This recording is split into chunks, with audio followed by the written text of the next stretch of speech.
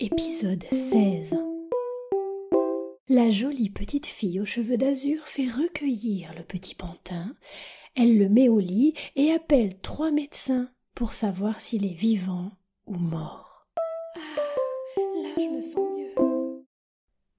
Tandis que le pauvre Pinocchio qui pendait à la branche du grand chêne semblait plus mort que vif, la jolie petite fille aux cheveux d'azur se pencha de nouveau à la fenêtre et fut prise de pitié à la vue du malheureux attaché par le cou qui dansait la gigue dans le vent du soir.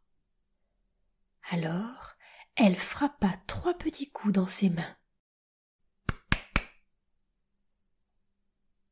À ce signal, on entendit un grand bruissement d'ailes qui volaient avec fougue. C'était un grand faucon qui vint se poser sur le rebord de la fenêtre. « Quels sont vos ordres, ma gracieuse fée ?» dit-il. Et il baissa le bec en signe de révérence, parce qu'il faut savoir que la petite fille aux cheveux d'azur n'était autre que la bonne fée, qui depuis plus de 1000 ans habitait dans le voisinage de ce bois.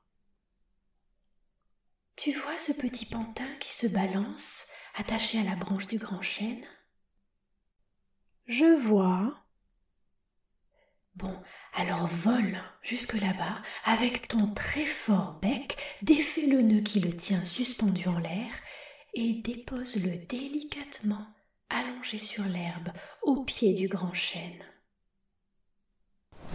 Et le faucon s'envola, et 2 minutes plus tard, il revint en disant « J'ai fait tout ce que vous m'avez demandé. »« Ah, et comment l'as-tu trouvé, vivant ou mort ?» À le voir, il semblait mort, mais il ne doit pas être encore tout à fait mort, parce que dès que j'ai défait le nœud qui lui serrait la gorge, il a soupiré en chuchotant « Ah, là je me sens mieux !» Alors la fée frappa 2 petits coups dans ses mains. Et il apparut un magnifique chien barbé qui marchait sur ses pattes de derrière comme un humain. Le chien barbé portait l'habit d'un cocher en tenue de gala. Il portait un chapeau tricorne ourlé d'un galon d'or, une perruque blanche qui descendait en boucle jusqu'aux épaules, une redingote couleur chocolat avec des boutons brillants et 2 grandes poches où il gardait les os que sa patronne lui donnait pour le repas.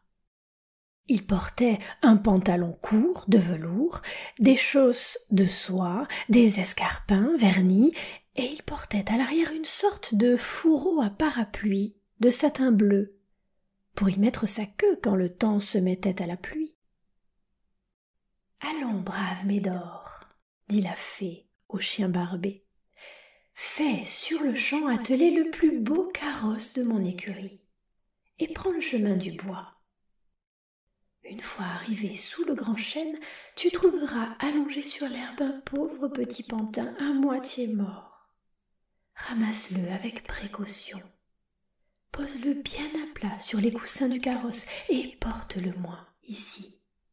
Tu as compris ? » Le chien barbé, pour faire comprendre qu'il avait compris, remua 3 ou 4 fois le fourreau de satin bleu qu'il avait derrière, et il repartit à 4 pattes.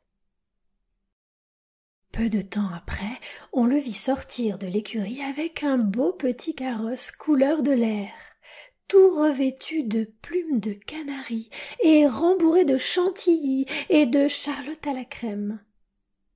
Le petit carrosse était tiré par une centaine de paires de souris blanches, et le chien barbé, sur son siège, faisait claquer son fouet à droite et à gauche, comme un cocher qui a peur d'être en retard. Un quart d'heure n'était pas encore écoulé que le carrosse était de retour. La fée, qui attendait sur le seuil de la maison, prit dans ses bras le petit pantin, le porta dans la petite chambre, celle dont les murs étaient couverts de nacre, et elle fit vite appeler les médecins les plus réputés du village. Les médecins arrivèrent de suite, l'un après l'autre. d'abord un corbeau, puis une chouette, arriva enfin un grillon parlant. La fée prit la parole, s'adressant aux 3 médecins réunis autour du lit de Pinocchio. « Je voudrais que vous me disiez, messieurs, s'il est mort ou vivant. »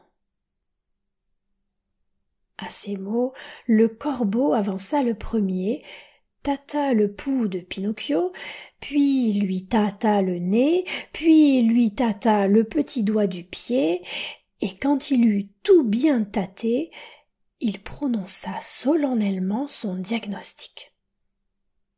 « À mon avis, le petit pantin est bel et bien mort. Mais si d'aventure il n'était pas mort, nous aurions l'assurance qu'il est toujours vivant. »« Je suis désolée, dit la chouette, de devoir contredire mon illustre ami et collègue, mais pour moi, au contraire, le petit pantin est toujours vivant. Mais si d'aventure il n'était pas vivant, alors nous aurions l'assurance qu'il est mort pour de bon. »« Et vous, vous ne dites rien ?» demanda la fée au grillon parlant. « Moi, je dis qu'un médecin prudent, s'il ne sait pas quoi répondre, la meilleure chose à faire pour lui, c'est de se taire. Du reste, ce petit pantin-là ne m'est pas inconnu. Je le connais depuis un bon moment. »